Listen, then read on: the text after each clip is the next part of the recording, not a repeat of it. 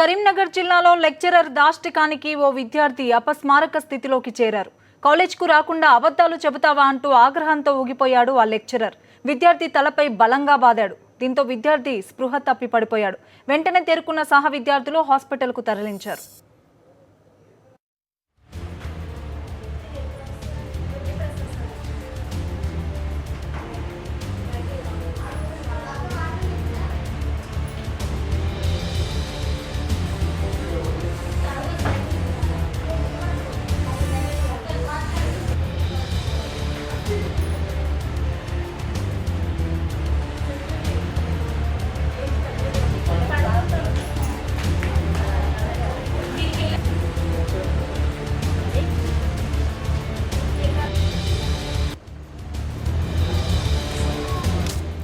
Bed పై అచేతనంగా పడి ఉన్న ఇతని పేరు అరవింద్ రెడ్డి.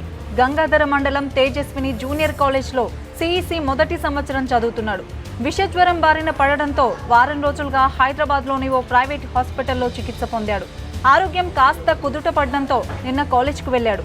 కళాశాలకు ఎందుకొచ్చావు, టీసీ ఇచ్చేస్తా అంటూ కామర్స్ లెక్చరర్ శ్రీనివాస్ విద్యార్థి అరవింద్తో దురుసుగా ప్రవర్తించాడు.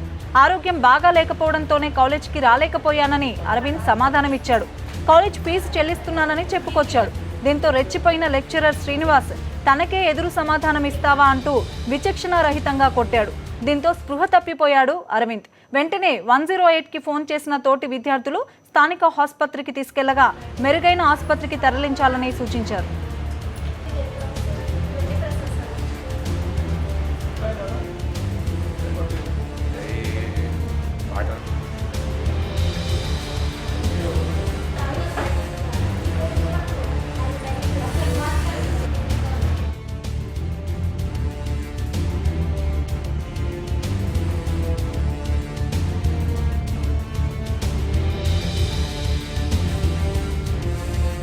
ప్రస్తుతం కరీంనగర్లోని ఓ ప్రైవేట్ ఆసుపత్రిలో అరవింద్ చికిత్స పొందుతున్నాడు. కాలేజీకి వచ్చిన అరవింద్ను శ్రీనివాస్ అనే లెక్చరర్ చొక్కా చింపివేసి తీవ్రంగా కొట్టాడని విద్యార్థి తండ్రి తెలిపారు. ఇంత జరిగినా కాలేజీ యాజమాన్యం స్పందించలేదని ఆవేదన వ్యక్తం చేస్తున్నారు. ఇన్ని రోజులు అంతకుముందు ఫీవర్ వచ్చింది, బ్రెయిన్ ఫీవర్ వచ్చింది. యశోద హాస్పిటల్ హైదరాబాద్ తీసుకుపోయి వచ్చిన తర్వాత ఇప్పుడు ఇవాళనే వచ్చాను కాలేజీకి వచ్చిన తర్వాత ఎందుకు రాలేదని ఓ లెక్చరర్ అడిగిన తర్వాత నేను చూడలేదు కదా ఏం చెప్పిన తర్వాత లోపలికి తీసుకుపోయి కొట్టేసారు. శ్రీనివాస్ అంట బాగా తల వెనుకలు కొట్టిన తర్వాత మొత్తం స్పృహ పడిపోయాడు. అయినా వాళ్ళు ఎవరు రెస్పాన్స్ చేయక తీసుకురాలేదు. కాలేజ్ సిబ్బంది కూడా ఎవరు తీసుకురాలి. మా అల్లుడు చేసిండు. మా అల్లుడికి వేరే మా ఊరు వాళ్ళు చేస్తే నేను వచ్చేసిన తర్వాత 108లో తీసుకొని వస్తారు. ఇక్కడ మధ్యలో కలిసిన తర్వాత నేను అదే అంబులెన్స్ ఎక్కి మా సిస్టర్ నేను వచ్చి తీసుకొని ఇక్కడికి వచ్చిన.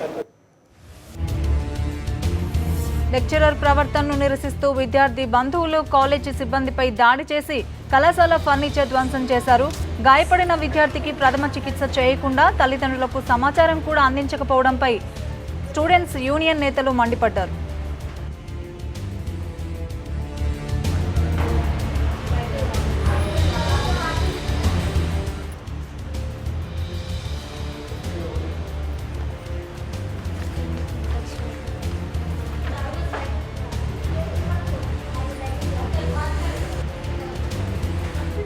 దీనిపై మరిన్ని వివరాలు అందించేందుకు ఆర్ఐఓ రమేష్ గారు ఫోన్ లైన్లో అందుబాటులో ఉన్నారు. ఆయన అడిగి లేటెస్ట్ అప్డేట్స్ తెలుసుకుందాం. రమేష్ గారు నమస్కారం అండి. నమస్కారం. ఇట్లా విద్యార్థిపై దాడి చేసిన లెక్చరర్ శ్రీనివాస్ పై ఏమైనా చర్యలు తీసుకున్నారండి? శ్రీనివాస్ ను విధుల్లో నుంచి తప్పించారు. వాళ్ళు శ్రీనివాస్ పనిచేయడం లేదండి కాలేజీలో.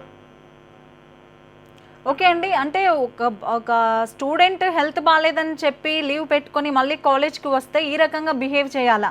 దీనికి సంబంధించి అంటే చాలా చోట్ల కూడా కాలేజెస్లో కానీ స్కూల్స్లో కానీ ఇదే పరిస్థితి మనం చూస్తున్నాం. ఒక ఆర్ఐఓగా మీరేం చెప్తారు దీనికి సంబంధించి? ఇప్పుడు కాలేజీ లెవెల్కి వచ్చేసరికి విద్యార్థి ముందుగా అనుమతి తీసుకుని వెళ్ళడం అంటూ జరగదు. ఎప్పుడైనా కానీ విద్యార్థి అనారోగ్య కారణంగా కాలేజీ యాజమాన్యం వాళ్ళకి తెలియజెప్పినట్లయితే ఇలాంటి అసౌకర్యవంతమైనటువంటి విషయం జరగకపోయి ఉండేటువంటిది. తగిన సమాచారం లేకపోవడం వల్ల నువ్వు ఇంతకాలం ఎందుకు రాలేదు అనేటువంటి దాన్ని విద్యార్థిని అడగడంతో ఈ విధమైనటువంటి సంఘటనలు చోటు చేసుకున్నట్టుగా అర్థమవుతున్నది అన్నమాట.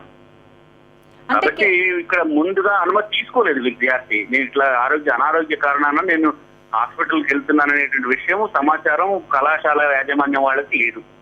ఓకే, అది అనుకోకుండా జరగవచ్చు. అంటే హెల్త్ ఆరోగ్య పరిస్థితి అనేది చెప్పి రాదు కదా, అనుకోకుండా అబ్బాయికి హెల్త్ ప్రాబ్లం అయి ఉండొచ్చు. తర్వాత తను వచ్చి వివరణ ఇచ్చాక కూడా మందలించడంలో తప్పులేదు, కానీ చేసుకోవడం ఎంతవరకు కరెక్ట్ అంటారు? ఇప్పుడు ఆ అబ్బాయి ఆరోగ్య పరిస్థితి కూడా అంతంతగా ఉన్న పరిస్థితి మనం చూస్తున్నాం కదా.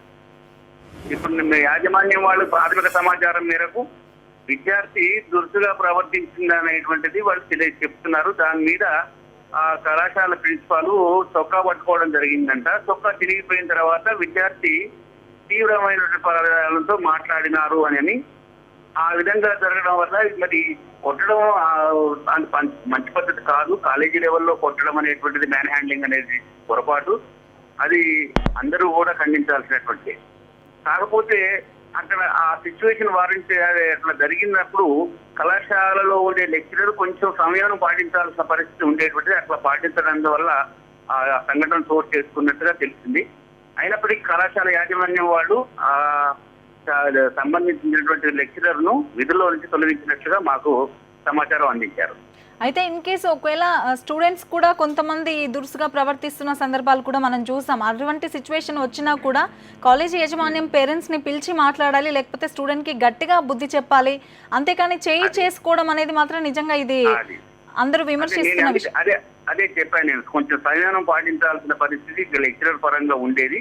అక్కడ అది జరగనందువల్లనే ఈ సంఘటన ఏర్పడ్డదనిగా తెలుస్తా ఉన్నది.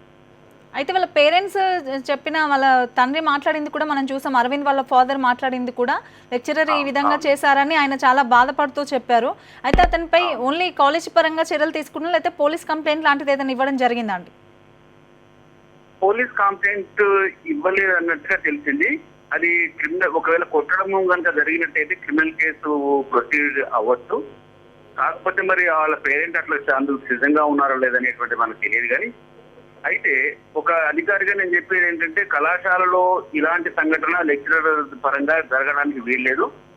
అది ప్రిన్సిపాల్ ద్వారా దృష్టికి తీసుకొచ్చి ప్రిన్సిపాల్ ద్వారా దాన్ని పరిష్కారం చేయాల్సిన పరిస్థితి ఉండాల్సిందే. అదే నేను చెప్పాను. నేను ఆ విధంగా చెప్పడం వల్ల ఆ కళాశాలలో ఉండేటువంటి లెక్చరర్స్ తొలగించినామని చెప్పి వాళ్ళ మేనేజ్మెంట్ వాళ్ళు చెప్పారు. అయితే రమేష్ గారు, మళ్ళీ ఇలాంటి ఘటనలు పునరావృతం కాకుండా లెక్చరర్స్కి విద్యార్థులకు మధ్య ఒక సుహృద్భావ వాతావరణం నెలకొనాలంటే ఎటువంటి ప్రికాషన్స్ చర్యలు తీసుకుంటే మంచిదంటారు? నిజానికి ఇట్లాంటి సంఘటనలు జిల్లాలో జరగలేదు. ఇప్పుడు ఇది చోటు చేసుకున్నది. అది అనుభవ రాహిత్యంగానే నేను భావిస్తున్నాను. లెక్చరర్స్ వాళ్ళు ఇంకా ఫ్రెష్ గా వాళ్ళు పోస్ట్ గ్రాడ్యుయేషన్ కంప్లీట్ చేసుకుని వచ్చిన వాళ్ళు ఉండడం చేత వాళ్ళు సరి అయినటువంటి అవగాహన టీచింగ్ పట్ల వాళ్ళు నిబద్ధత, తర్వాత వాళ్ళు చేయాల్సినటువంటి విధులలో మరి ఏ విధంగా కొనసాగాలి అనేటువంటి విషయంలో వాళ్లకు లోపించడం అనేటువంటిది అది కళాశాల యాజమాన్యం వాళ్ళు తరచుగా ప్రిన్సిపాల్ ద్వారా ఇవన్నీ సీనియర్ గా ఉంటాడు కాబట్టి వాళ్లకు తెలియజెప్పినట్టయితే ఇలాంటి సంఘటనలు జరగవు అనేటువంటిది నేను భావిస్తున్నాను. ఓకే, థ్యాంక్ యూ రమేష్ గారు. థ్యాంక్ యూ అండి. Thank you.